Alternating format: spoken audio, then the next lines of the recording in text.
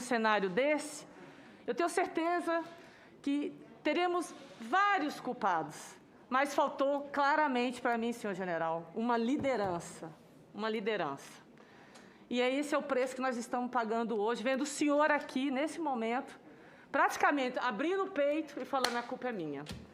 Eu tenho certeza que o senhor não é unicamente o culpado disso tudo. E essa CPI, ela está aqui justamente para isso. Para, nos encaminhamentos, seguindo o cronograma, essa nuvem se dissipe, seja dissipada, e a gente consiga, de fato, entregar aos brasileiros e às famílias desses mais de 441 mil mortos a verdade sobre o que aconteceu no país nesse último ano, principalmente. General Pazuello, o senhor ficou 10 meses no cargo de ministro da Saúde. Quando o senhor assumiu interinamente, no dia 16 de maio de 2020, o país tinha um pouquinho mais de 233 mil casos, um pouquinho mais de 15 mil mortes em decorrência da Covid-19. Depois de 303 dias, deixou o posto na fase mais crítica da pandemia, com quase 300 mil óbitos, 11 milhões e meio de infectados e menos de 5% da população imunizada. E ontem o senhor afirmou que saiu do Ministério pela missão cumprida. E aí eu indago o senhor em relação a alguns pontos dessa missão. E eu gostaria que o senhor fosse, assim, pragmático nas respostas, mais objetivo, O apoio enérgico e sistemático de medidas de distanciamento social e do uso de máscaras por parte do governo federal e especialmente do Ministério da Saúde, do ministro da Saúde, não poderiam minimizar esses números devastadores da contaminação e óbitos? Sim ou não? Senadora, muito boa lhe ver novamente e não preciso lhe dizer quanto eu tenho apreço pela senhora e pela sua história, e é sempre uma satisfação poder conversar com a senhora. Todas as campanhas de divulgação do Ministério, eu trouxe aqui, eu tenho aqui, eu posso lhe mostrar, nós estamos falando de centenas de milhares de ações, centenas de milhares. Estamos falando de 11 campanhas sobre prevenção, uso de máscaras, tudo como manda o figurino. Foi feito isso. Então, sim ou não, general? Se foi feito ou não, sim, foi feito. Ok. A contratação de vacinas da Pfizer desde agosto de 2020 não teria antecipado a vacinação no país e evitado mortes, sim ou não? Deixa eu pedir para a senhora. Há necessidade, nós estamos falando de 441 pessoas, 1.000 pessoas mortas. Mas ainda temos mais ainda que estão contaminadas. Isso que eu vou dizer para a senhora. Que poderiam estar imunizadas. Eu gostaria de dizer para a senhora que eu acho que a gente precisa aprofundar um pouco as coisas e não ser tão simplistas, porque senão eu não consigo colocar as ideias para a senhora. Ok. E peço que a senhora tenha um pouco de paciência. Pois não. Não serei prolixo. É por causa do tempo, desculpa. Mas não serei prolixo. Desculpe, agora eu voei. Vou perguntar novamente. Por favor. A contratação de vacinas da Pfizer desde agosto de 2020 não teria antecipado a vacinação no país e evitado mortes? Tentei isso o tempo todo. Okay. A pronta e eficaz atuação do Ministério da Saúde e do Governo Federal em relação ao fornecimento de oxigênio, de kits de intubação e demais insumos não teria evitado mortes em Manaus e no resto do país? Sim ou não? O fornecimento de oxigênio, ele já foi debatido aqui bastante, ele é de responsabilidade exclusiva de Estado e da operadora contratada. No momento que eu cheguei em Manaus e tomei conhecimento da gravidade do problema, em loco, no domingo, dia 10, nós passamos a auxiliar e apoiar naquilo dali, naquele apoio de oxigênio na logística. No dia seguinte, 12, já viu aeronaves Hercules transportando oxigênio líquido. Foi quando nós soubemos e foi quando nós agimos. Então, existem níveis de execução e de responsabilidade. É óbvio, se eu tivesse sido acionado antes, eu teria agido antes. Isso eu concordo plenamente com a senhora. Mas eu só poderia agir no momento que eu fui acionado. Não havia essa possibilidade antes. Então, considerando as suas explicações, eu questiono, o senhor realmente assume que é o único ou o principal culpado desse desastre sanitário que enfrentamos hoje? É claro que não. Eu não estou dizendo que eu sou o único responsável por isso. Quem mais o senhor considera responsável? Todos os gestores, em todos os níveis, são responsáveis, cada um no seu nível de responsabilidade. Perfeito. É a senhora perguntar, há responsabilidade em todos os níveis? Claro que há, cada um no seu nível. Perfeito. O senhor esteve como ministro da Saúde em 2 ocasiões, participando de sessões temáticas aqui no Senado Federal para tratar da pandemia e das vacinas. Eu presidi, inclusive, a primeira delas, que foi no dia 17, que o requerente foi até o senador Esperidião Amin, do ano passado. A segunda aconteceu... 17 de dezembro do ano passado. A segunda aconteceu no dia 11 de fevereiro. Na última oportunidade, depois de ter ouvido todas as suas afirmações, que acabaram não se cumprindo em relação à entrega das vacinas da primeira audiência, e nós até conversamos sobre isso, sim, eu indaguei sobre as expectativas em relação às vacinas e fui categórica ao questioná-lo sobre o porquê deveríamos acreditar nas suas projeções de entrega, sendo que as informações anteriores não tinham se confirmado. Pois eis que, novamente, suas afirmações sobre doses e entregas, elas foram frustradas, ou seja, nas 2 vezes em que esteve no Senado tratando do cronograma do Plano Nacional de Vacinação, Vossa Excelência forneceu dados que acabaram não se confirmando. Diante desse fato, eu indago. Afinal, o que houve? Houve otimismo exagerado, incapacidade de planejamento ou simplesmente o descompromisso com a realidade por parte do Ministério da Saúde? Senadora, a senhora deve lembrar que, como a gente era tão cobrado com relação a cronogramas de vacina, e havia até um meme que eu dizia, quando é que você vai entregar? No dia D, na hora H? Ou seja, isso, é muito difícil você marcar uma data, marcar um cronograma com fatores que você não domina. Então, o que a gente domina? Dominamos o contrato, dominamos os cronogramas apresentados, dominamos os valores envolvidos. São fatores que nós dominamos. Aí você faz um contrato. E esse contrato, é claro que tem um grau de confiabilidade que será cumprido. Agora, sai da sua mão, como contratante, a execução em si da entrega. Ou, por exemplo, da autorização da Anvisa. Aquilo não cabia a nós. Então, nos contratos, eu peço que a senhora me dê um minutinho de paciência nesse. É muito importante isso. Só um minutinho. Você, com a AMP, até a AMP do dia 3 de janeiro, eu não poderia fazer contrato algum sem a prévia registro na Anvisa. Nenhum contrato. A única coisa que nós fizemos antes disso foi a encomenda tecnológica, que foi pela Fiocruz, que o desenvolvimento estava na encomenda tecnológica e a distribuição após autorização da Anvisa. A partir daí, contratação específica, mesmo a da COVAX Facility, o laboratório que fosse fornecer deveria estar já com a autorização da Anvisa. Então, vamos andando. Quando eu tive essa possibilidade legal de contratar, no dia 3 ou 4 de janeiro, com a publicação da MP.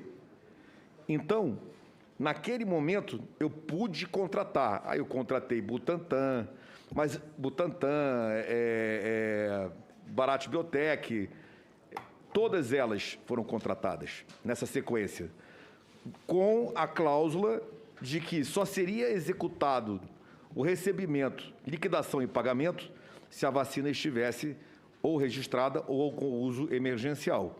Então, possibilidade de contratar, mesmo antes de pronto, só no dia 3 de janeiro. E aí é feito o contrato. Quando a empresa não cumpre, aciona-se a empresa. Aí o que a empresa coloca? Os IFAs não foram entregues. A Índia fechou a entrega dela. Nós somos completamente dependentes de IFA exterior, nós não temos a fabricação no Brasil. Então, você faz uma previsão em cima do contrato, não é uma previsão, eu acho que eu vou te entregar. Não, é contrato. Aí o cara vai e simplesmente não embarca aquela mercadoria. E aí, quando você vai tentar descobrir, você simplesmente não consegue nem chegar em quem mandou não embarcar em outros países. Então, essas são realidades que, infelizmente, eu tenho que compartilhar com a senhora. Perfeito. Ontem, o senhor foi indagado se houve pressão do presidente junto ao senhor em relação ao uso de cloroquina e hidroxicloroquina, como, aliás, foi dito pelos 2 ministros da Saúde que o antecederam. O senhor respondeu que não, e disse ainda que, mesmo assim, não achava que a discussão sobre a cloroquina e hidroxicloroquina teria impactado o número de mortes decorrentes da Covid. Até porque vale lembrar que, através de nota técnica do Ministério sobre a sua condição, tratou do assunto, se não recomendando diretamente, reforçando a autonomia do médico em receitar esses medicamentos. Assim, eu indago ao senhor. O senhor realmente acredita que a recomendação frequente e ostensiva do uso do remédio pelo presidente não teve qualquer impacto na elevação do número de contaminados? Sim ou não? O senhor acha que realmente não houve? Desculpa, eu não entendi. Você está perguntando da cloroquina? Sim, da cloroquina. Então, a recomendação sobre a cloroquina. Incessante, diária do presidente com relação. Mas eu queria reforçar. Vou responder em 2 partes. Tá. A primeira, eu não acredito, eu não deixei e não acredito que nós devamos deixar nenhum medicamento ser entregue, distribuído, que não haja prescrição do médico. Então, eu acredito que não houve... Não foi essa a minha pergunta. Não, mas eu vou chegar lá. Acha? Eu vou colocar. Eu acredito que não houve pressão para poder fazer cloroquina, porque eu não faria. É isso que eu queria dizer para a senhora. Eu ia chegar lá, por isso que eu pedi desculpa. Porque eu tinha que falar aquilo primeiro para a senhora entender o que eu estava falando. Eu nunca fui pressionado, porque eu jamais faria. Mas o que o senhor acha de um presidente o tempo todo estar numa live, insistindo no tratamento precoce, usar um remédio que não tem... Vou dizer para a senhora... Eu vou dizer para a senhora... Isso não impactou a minha posição pessoal, que é, eu não vou prescrever nada disso, eu não vou fazer orientação, não vou fazer protocolo de medicamento algum que não tenha certificação médica, etc., inclusão no SUS. Isso é uma posição particular. Por isso, quando eu ouço isso aqui, eu fico olhando e dizendo, olha, isso não cola em mim, porque eu não aceitaria essa pressão. Então, só mais uma pergunta. O senhor ontem falou que o presidente se preocupava com o psicossocial dos brasileiros em suas falas, eu vou concluir, em suas falas e manifestações. Então, eu lhe pergunto, ao recomendar e dar credibilidade a um medicamento sem qualquer eficácia comprovada, o senhor não acha que essa atitude do presidente atuava na mente dos brasileiros, dando uma sensação de segurança em torno de uma cura inexistente e, assim, tornando-os mais negligentes em relação à importância das medicações de prevenção? Até porque, se não bastasse anunciar o falso tratamento, bem sucedido, o presidente, como sabemos, ainda combatia abertamente, todos nós sabemos aqui, o isolamento social e o uso da máscara. Então, o que o senhor acha disso? Eu realmente acho que quando você tem o que você vai passar para as pessoas, isso é um prisma de cada um, são vários prismas aí. Se a senhora perguntar, ministro, Pazuello, como a senhora quiser me chamar, Eduardo, você foi para fazer isso? Você foi dizer para as pessoas não usarem? Você foi para fazer... Não, eu não fiz isso. Eu não acho que deva ser feito isso. A posição do presidente ou dos outros ministros, elas são deles, é juízo de valor deles. O impacto disso, há impacto, não há impacto, isso é quase incomensurável, incalculável. Porque o que eu quero dizer para a senhora sobre isso também? Se você olhar um prisma, eu acredito que eu vi o presidente falar algumas vezes, não todas. Às vezes eu vejo um vídeo e eu sou surpreendido com um vídeo que eu nunca vi. Eu não acompanhei todos os vídeos do presidente, eu não acompanhei todas as falas do presidente. Eu acompanhei algumas. Algumas eu olho, vejo pela primeira vez. Eu não tinha visto aquilo. Então, eu coloco isso com muita sinceridade. E coloco para a senhora uma outra posição. Às vezes que eu me lembro, o presidente fazia, por exemplo, quando ele falava de vacina, foi apresentado aqui, ele dizia apenas as seguras e eficazes. Somente, a não ser que sejam seguras e eficazes. A Coronavac não é eficaz, né? Porque ele falou que não ia tomar, que não ia comprar, então ela não é eficaz. Isso é um julgamento dele, é isso que eu não quero. Então, ok. Então, mas eu queria dizer mais um ponto. A senhora colocou A senhora colocou... Nenhuma vacina. Mas desde que não sejam seguras e eficazes. Ele continua falando. Então, Ok. No uso pelo que eu me lembro, ou a grande maioria, ou na totalidade das vezes que eu ouvi falar, ele coloca sempre com a prescrição do médico. Com a prescrição do médico, com a prescrição do médico. Então, tem um grau aí de prisma na coisa. Tem um grau aí de prisma na coisa. Da minha visão, as ações dele não mudaram a minha posição. Eu não fiz e não faria. Se eu estivesse em qualquer ação, voltasse, eu estivesse, não no Ministério, em qualquer ação, eu não fiz e não faria e não deixei fazer. Se aconteceu dentro de um outro nível do Ministério, que não estava sob a minha mão naquele momento, isso daí foi sem a minha autorização. Agora, eu não concordo com isso. Eu não concordo eu não comprei nenhuma Isso grama... eu gostaria de ouvir do senhor. Eu não comprei nenhuma grama de hidroxicloroquina. Eu não fomentei o uso da hidroxicloroquina. Eu mandei distribuir tudo que me foi pedido. Se o Estado pedia e eu tenho, eu entrego. Tenho estoque, o Estado está pedindo, eu não estou questionando. Não questionei. Volto a dizer, para mim, isso é uma grande discussão médica. Ok. Só a última pergunta. No início de junho do ano passado, o Ministério da Saúde, isso virou para mim um mistério, que eu gostaria de saber do senhor. No início de junho do ano passado, o Ministério da Saúde parou de divulgar os dados sobre a pandemia no país, sem informar previamente a mudança no formato. A pasta retirou o painel que registrava oficialmente o número de casos e de mortes por Covid-19 segregados por estados. Desde então, um consórcio de veículos passou a fazer diariamente o levantamento dos dados junto às secretarias estaduais e de saúde, né? Eu indago, por que foi tomada essa decisão, ministro? E baseada em que fatos e motivos? E se o senhor foi aconselhado por alguém para não mais apresentar esses dados? Porque isso é muito preocupante. A partir do momento que o Ministério da Saúde, que é o órgão que cuida da saúde no nosso país e que tem a obrigação de dar transparência, né, a todo o processo, ele para de passar esses dados para a população, ficou uma dificuldade muito grande. Eu acho que isso criou também, né, até por um lado,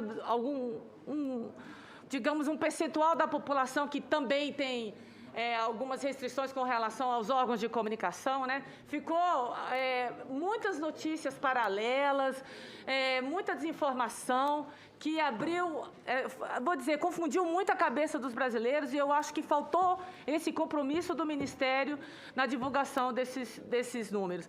Eu pergunto por que o Ministério parou de divulgar esses números e quais foram os motivos. Senadora, essa é uma pergunta antiga, né, e me faz voltar àquele momento lá de junho, que a gente respondeu tantas vezes isso daí. E hoje fica tão simples da gente pegar, por exemplo, o nosso BI Localiza SUS e comparar com o que a gente tinha no início de junho. E eu vou explicar muito claro para a senhora entender. Se a senhora observar hoje a quantidade de dados e a transparência, o nível de dados que a gente disponibiliza online, ele é infinitamente maior do que nós tínhamos ao início de junho. Aquilo me incomodava particularmente, porque, para explicar para a senhora, os sistemas, eles são alimentados pelos estados e municípios. Sistemas de números, de dados, etc. E, digamos, o sistema é muito bom, mas ele demora para ser alimentado. A gente só tem dados, digamos, o dado ouro, com 14, 15 dias. Era de quase 60 dias anteriormente. Eu precisava de 60 dias para chegar num dado ouro. Isso era junho.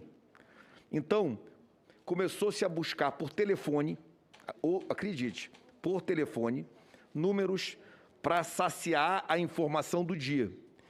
Essas informações chegavam truncadas, faltando estados. Então, tinha dia que subia ou descia. Mas como é que o consórcio de comunicação funcionou? Estou contando como era antes, para a senhora entender. Tá. Esses foram Mas os não motivos. poderia o próprio Ministério ter aprimorado isso no decorrer? Foi isso que eu estou querendo dizer para a senhora. Perfeito. Aquilo foi causando um incômodo, porque A gente não conseguia fechar aquilo 17, 18, 19, 20. Havia todo dia uma mudança no horário.